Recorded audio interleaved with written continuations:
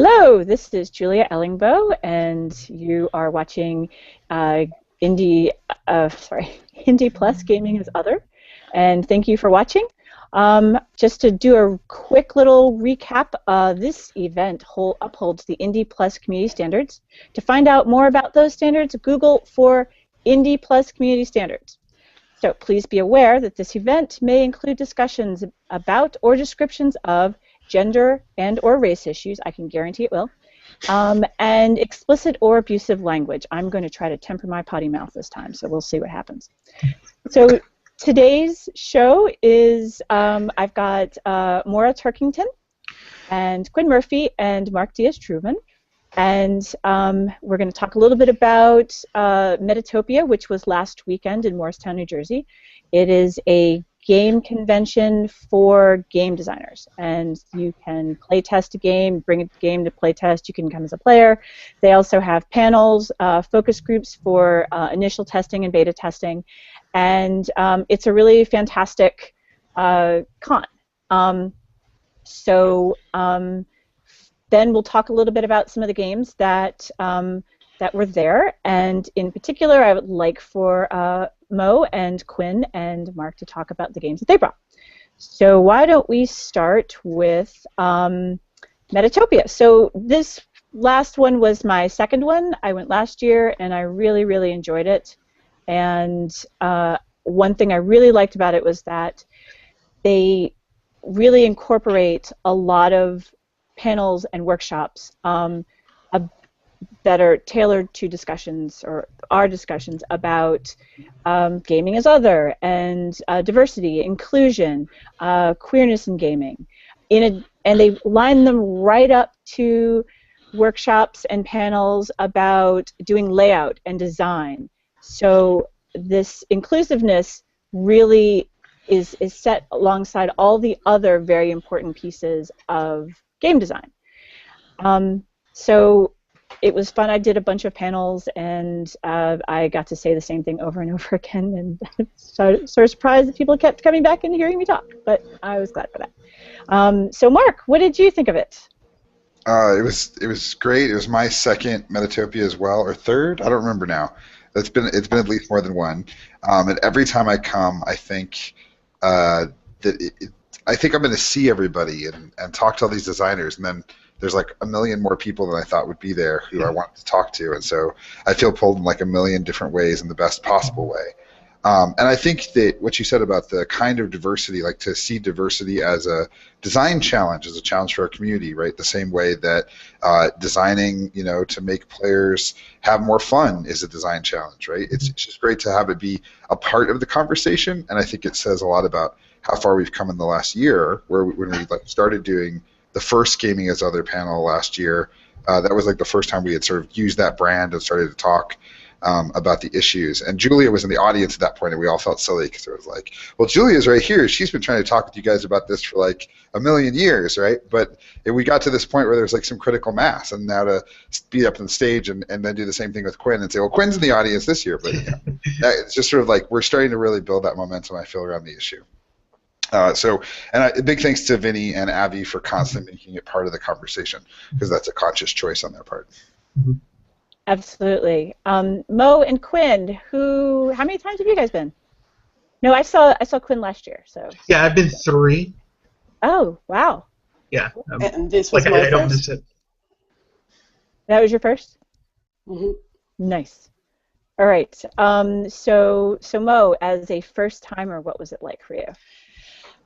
Crazy. So historically, I haven't done a lot of cons in general. They scare the crap out of me. And Dreamation was the very first con, not including Nerdly, which I don't think of as a con. I think of it as camping in the woods with your friends playing games. So Dreamation, Avi Ellingboe contacted me and said that Dreamation, she thought that I could do it and that I would find it fun. And she was absolutely right. She's right about a lot of things, and so now I trust her a lot, especially since she's created such an amazing community there. She and Vinny have created such an astounding platform for people like me who are not big on big events or 1,000 people or or nervous first-timers to feel really welcome and feel really motivated and connect with people on a whole new level. So it was phenomenal for me. Nice. And Quinn, so you've been at least twice. Yeah, yeah. This is my third year. It was. I mean, I just love it. Like, I mean, from my first one, I was just like, when I got there, I was just like, okay, I got to come back next year. You know, it's and I was like, okay, like it's great because it was just like a motivation to even make more games. Because I'm like, well, what am I gonna do next year?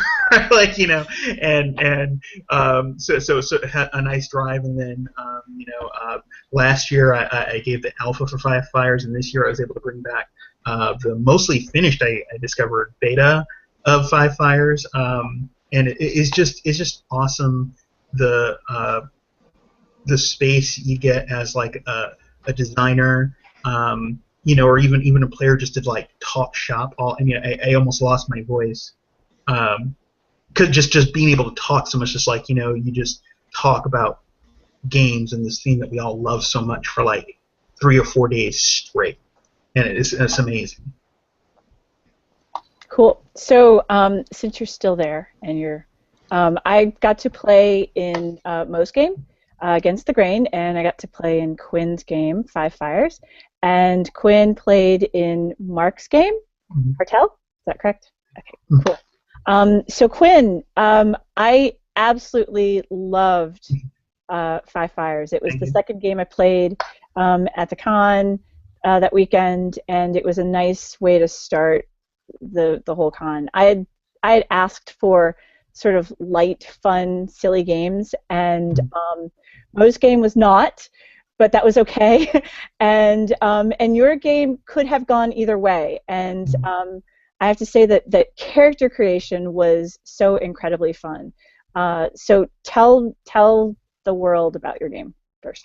Five Fires is basically an RPG about sort of not about the opening days of hip hop, but like in the sort of almost golden age of hip hop, the like 80s hip hop, where it was really starting to take form and impact the world and like sort of become this phenomena that sort of influences all of pop culture today, really.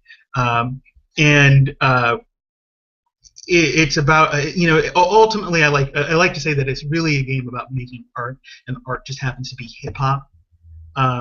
You know, and I've been finding through playtesting and stuff like that like even if you have some basic knowledge of hip hop, like you can really approach the game. It doesn't bury you in a lot of like jargon or, you know, terms and like, oh, you've got to, you know, be an aficionado there. But if you can appreciate hip hop and its place in the culture, you sort of can access it and put yourself in these, you know, shoes, and then you're basically trying to you know, the game is a little weird because it's about art, but it's really about how you're using art to deal with the problems of your life. So people have really mundane sort of real world problems, and they're dealing with them, and then the music and the art that they do helps them get by all that. So it's pretty interesting, and people are able to bring what they want to bring to it, which has been a fun thing to see in the playtest. So. Yeah, I that was one thing I really liked about it, that we created this town, this city, that could have been any middle to largish city anywhere. And I particularly liked doing the neighborhoods, and I'm going to let you talk a little bit about the mechanics in a sec, but I really enjoyed sort of building these areas in the city, and they each had their own kind of flavor, and they really kind of blended well, and I could visualize the city very well. I could see like driving through each neighborhood and seeing what it looked like. So what are the mechanics that you use? Can you tell me a little about the mechanics? Yeah, I mean, the approach of the game is really to something I like for sort of characters to sort of make real, sort of grounded characters, is to do sort of what I refer to as sort of an outside-in approach. So rather than you make your characters first and then we do all the other stuff, we're going to go, well, where do you live? And we're going to make the city. And so I borrow from Fiasco because Fiasco's amazing. Sort of where you pick dice, use dice to pick elements to assign to neighborhoods. So first you pick, different things that they're known for in terms of corruption and crime and culture and wealth. Then you pick some landmarks there, and then you pick some problems that the neighborhoods have. And then after you do that, then character creation is actually a group process, and then you all get to see what everyone's picking. So you know where you live now, and then you know what the other people around you are doing. And it just seems to, and all the play tests and all the stuff I've done, it just leads to, by the time you get to, I found by the time you get to the later of the landmark things, the city starts taking shape and people start getting sort of excited, and they're building characters that are fitting in these places that they've just made. And then usually by the time we're done with the character creation, people are like ready to go with the characters. And then they make just every character I've seen made in the game has just been really like super interesting.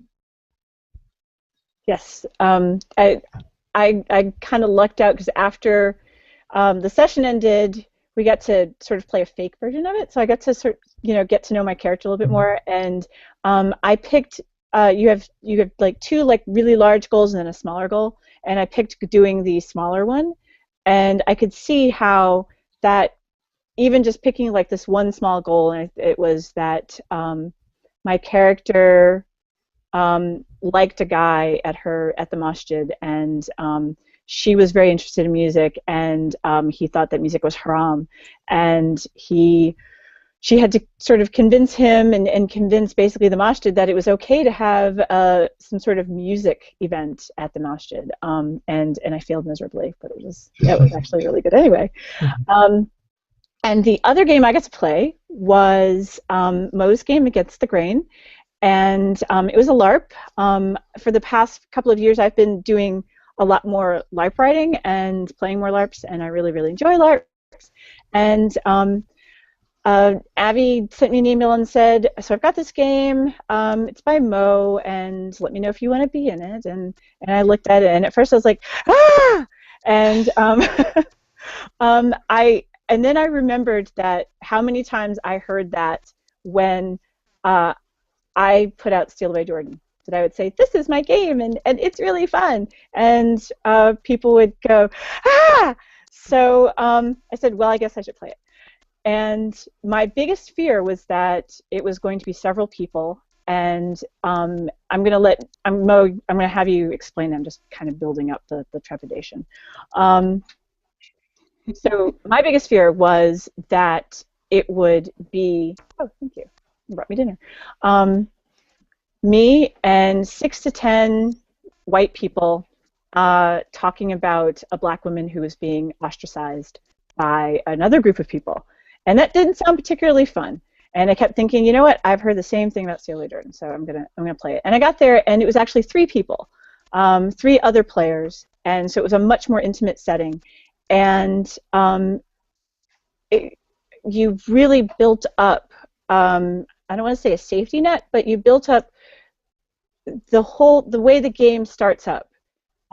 We get into character very slowly, and we talk a little bit about our characters gradually, but we also get to know each other as people, and then we get to know each other as characters, and so there's some humanity built in, and that I felt made it a lot more comfortable to play this, even though I did play the African American woman. I was the only black person in the room, and that was totally cool. So Mo, tell us about your game.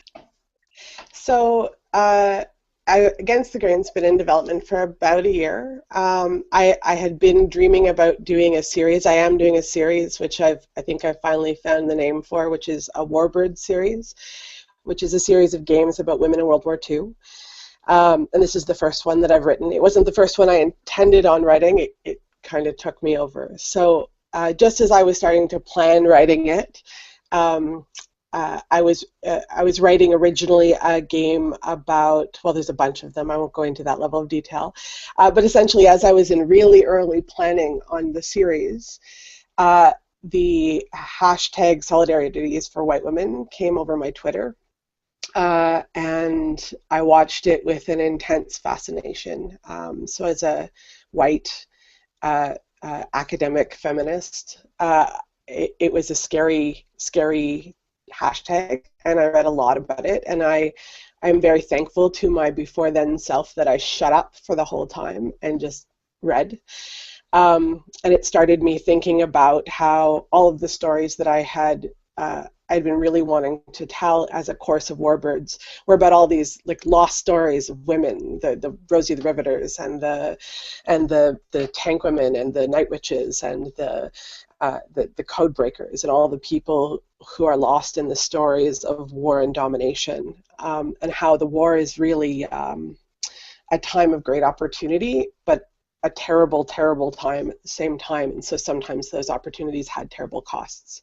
And that was my big theme. And then Solidarity is for White Women happened, and it changed everything about the way I was thinking about the series. And I'd always really wanted to be inclusive. There were going to be people of color in the games. But as because of this, I started a whole lot more research, a whole different level of research, and I came across this story, which is what Against the Grain is based on, which is a time in 1944 when a group of women who were experiencing the joy of fulfillment of work and economic independence for the very first time in Baltimore in the Point Breeze Western Electric plant, went out on strike against the first black female inspector who was going to join their crew. And so these women who had been shunted to the bottom of the economic scale, taken right out of the workplace, or never allowed entry to it, and were finally experiencing this kind of freedom, were all of a sudden going on strike to stop this woman from working. And I was like, holy, I will try not to be a potty mouth, but I had a really strong, angry reaction to it, and I knew that I wasn't writing the Bomb Girls game that I had been planning on anymore. And so the game is really a game about, which is my first offering for, I guess, my first public response to Solidarity is for White Women, which is I'm trying to learn. And I hope really one day that I can have solidarity, and I know I got to earn that. So it's a game about intersectionality, and it's a game about, and hopefully a game that teaches intersectionality and ideas about stratification, and about how you don't have to be intentionally being a racist to be supporting a racist system. And it's a game for people to firsthand get in and advocate strongly for their character and be able to see that dichotomy clearly with an alibi to allow them to learn or at least experience this period in history and see how it applies to the present. Cool. And I will say it was actually fun. Although I'll say fun is a very strong word for it. Yeah, it was fun. Okay, so I thought it was fun because I really got to fuck with your character. Yes, that part was fun. Yeah, there was some psychological warfare going on, and yes. you get to that level. You know, I don't really enjoy being a mean person, but I tried to channel my grandmother, and you just didn't mess with my grandmother or my great grandmother, and oh gosh. I remember she would say things in a way that just made it clear. She would be smiling and very calm, and she was just saying, you know, you're totally wrong, and you're crossing a line. You're going to be in trouble soon. And yeah, it was fun to do that, and it was also fun to kind of, for me, to get some insight on what it was like to be my grandparents and my great grandparents during that era. My grandmother was working at the time, and she eventually went on to college and graduate school and became a principal of an elementary school. And like I said, I just didn't mess with her. And I felt like playing Grace, I had a lot of agency. And each person had a stake in what was obviously going to happen. They were either going to lose their jobs or they could go back to work. And I realized early on that there was just no way I could unify everybody. So I played dirty, kind of. I was very honest, and I perceived everyone's performance to be subpar, and as people of color very often have to do, we have to work 110% to be considered average. And so I saw Grace as being probably the smartest person in the room, and was considered maybe like next to the dumbest, or not as smart, not as valuable. And so that's the person that just sort of skirts by in a way sometimes. Everyone's looking at how she's going to behave and expecting her to do one thing, and she's just picking you all apart. Just, yeah, you got written up last week, and the little barbs to, oh, why don't we give you your own washroom if you need your own separate facility. So I really enjoyed that. I have to tell you guys that watching Julia play the role, you could see what her grandmother exactly was was like, very formidable. And there was at least one time. It's a very heavy game, obviously, but there was at least one time where I almost lost it because it was the first time I had actually played my own game, and so there are 4 characters in the game. An upper-class Rosie the Riveter type who's really never been in the workplace before and is super excited to be there and thinks everybody should be able to work, but we can't possibly use the same bathrooms. And a lower-class ethnic white woman who has systemically been disenfranchised because people of color come in and then the system pays them less, and they are ousted from jobs in very real work experience that has nothing to do with the fault of the people of color and everything to do with the fault of the system. And the male foreman who's been 4F'd and so therefore is struggling with his own frustration around masculinity in the world, and these women are threatening his job. And so it's this, and Grace, of course, who's really just there to do the best job she can and is finally being recognized for her intelligence and skill as a college graduate. And so I was playing the upper class woman who is dreadfully, dreadfully naive in my portrayal, who really wanted Grace to be able to work. And yeah, it was a funny moment, a real cathartic moment of, oh God, it's hard to play this, and then this moment where Grace 3 or 4 times in a row totally slapped the heck out of my character without my character having really any concept that had just happened, and I almost laughed out loud in the middle of it. So yeah, it finds moments of strange humor too in things. I keep thinking that when we are talking about serious LARPs, we have to start coining a new word. I'm going to make up a German word because German words are always talking about unnameable ideas that is about the joy of pain or the joy of something Schmerz, because Schmerz, I think, is the one they always go to. But that, yeah, no, it's one of those games that it's the exercise that's interesting or fun, not the play most of the time. Maybe LARP Schmerz. LARP Schmerz, that's perfect.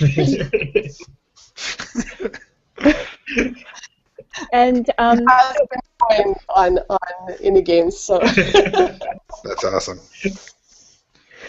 So I didn't get to play Mark's game Cartel, but Quinn, you did. Oh, let me tell you about it. Yes.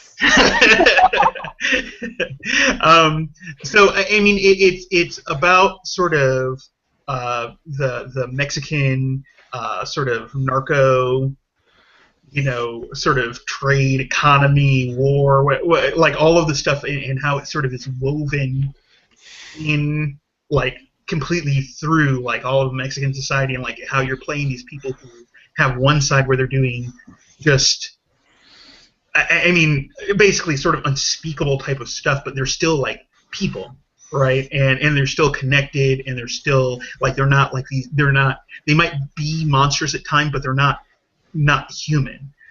So they sort of have these two parts, and then you're managing it, and it's sort of like, it's like sort of the feel of something like a Breaking Bad. The Wire definitely can come into play and stuff like that. And so, those two parts of the pitch to me are just enough to, like, already get me going, and then to actually play in it, it was pretty awesome. I played we didn't get a full sort of play it. We only got to do a few scenes, but in mine, I got to play a alchemical drug cook, and we had a pretty cool scene with that. Yeah, it was very cool. Yeah, I think Quinn really captured it. The narco state has been something I've been really wrestling with, right? So I live on the border. I live in New Mexico, which is only something like 4 to 6 hours from the Mexican border. And I lived in Arizona for a long time, and it's just sort of this thing that's always there, like immigration, the drug trade, the sort of like just militarized line that for many people here in New Mexico especially feels arbitrary. Right, because it only moved recently, at least in the history of the state, right? It's just recently we were part of America, the border crossed us. And so, I was really interested in thinking about what would a Mexican game look like, one that put people of color kind of center to the game, and where white characters were kind of odd or outsiders or external, and then sort of fell into thinking about drug fiction particularly. So, the Breaking Bad, which is shot here in Albuquerque and is set here in Albuquerque, but actually is mostly centered around white people still, right? Like there's some stuff about one of the reasons Walt sort of survives for so long and does so much is because he's white, and so he can walk away from a lot of problems. Like when the cops pull him over, they're like, well, clearly it's not you, dude. You're a white chemistry teacher. We're going to let you go and take these 2 Latino men into custody, right? Like that's a common thing, right? And so I wanted to kind of put it in this position where we're tapping some of those themes about secrecy and these people who sort of live these dual lives, or at least have a whole bunch of their life sort of underground or in a black market. And I think, ironically, it sort of ended up humanizing those people because it forces us to treat them as player characters, right? Not as like bad guys you shoot and kill and then feel good about, but like as people who ended up in this drug trade for particular reasons, most of which are probably not good reasons. They're not like, I have cancer and have to provide for my family. Sometimes it's like, I'm just really greedy, but I'm still a human being, right? Or I made some really terrible choices and I ended up in debt to the wrong people, and so now I do this, right? But that doesn't diminish their humanity, right, at a core level. And I'm interested in seeing how it plays out as they are forced to sort of make choices about the drug trade. Like if they're going to stay in, and if they stay in, what are they willing to pay? And if they're going to try to get out, what are they willing to do to get out? Because it's not the kind of thing you can just sort of turn off. If I can just sort of add like one thing that I found from playing the game is that with the character creation and the way it's set up, it's like your character has a lot of debt, like not money wise, but sort of like I owe this character, like sort of weaves the characters together, and sometimes that debt or even sort of threats or whatever ends up creating this sort of like urgency, and then like the debt leading into the urgency tends to sort of humanize the characters, right? When you're like, oh man, I really better get this thing done, or it's going to be really bad for me. You start to like, whether you plan on it or not, just to figure out how your character is going to sort of get through it. You sort of are in their shoes, and I thought that was kind of cool. Nice. We have run over time. Which I'm actually kind of glad because we got to talk a little bit more in depth about these games. So each of you, quickly, what happens next? What's the next step for each of your games? We'll start with the person on my left on my screen, Mark. Oh man, that was like revision time. That was like first draft. Like I put down a bunch of Apocalypse World moves and some playbooks, and we went. Some stuff is working great, like my cool little heat mechanic for when you run into the cops. Some stuff doesn't work at all, like money for XP. That was supposed to be like you're supposed to get money in. That's how you advance your character, but it doesn't really work. So now it's like put it back up on the like little car lift and get back to work on some of the mechanics. Cool. I'm sorry, I keep clicking the unmute thing. Mo, where are you doing next with Against the Grain? So Metatopia was my kind of last run of official playtests, and it's pretty much doing exactly what I want to, which shocks the crap out of me. But I have some work to do on some of the textual elements, and I just put in all of my references for my art. for a cover, and I'm going to be releasing it at some point next year as the first of my Warbird series. So I'm really excited about that. Yay! Fantastic. And Quinn, when do we get to see Five Fires? I'll be. It's in public beta now. So people can go to thoughtcrimegames.net and get a look at it. It's going to change, but then that paid beta change is going to be out probably a week or so, with all of the cool changes I got from Metatopia. And I'm hoping somewhere around January or February I'll have a PDF, and we might do a Kickstarter and do a print run. So. Excellent. Well, thank you guys. Actually, if you could email me links where people might be able to find some more information. The last Gaming as Other, I put in the little invite a couple of links. That'd be really great, so people can follow you in a nice way and hear more about your games and track, and if do some more beta testing if you need. And yes, thank you everybody for coming in, and for the folks who are watching, thanks for sticking around. Thank you. Thanks everybody. Bye. Bye.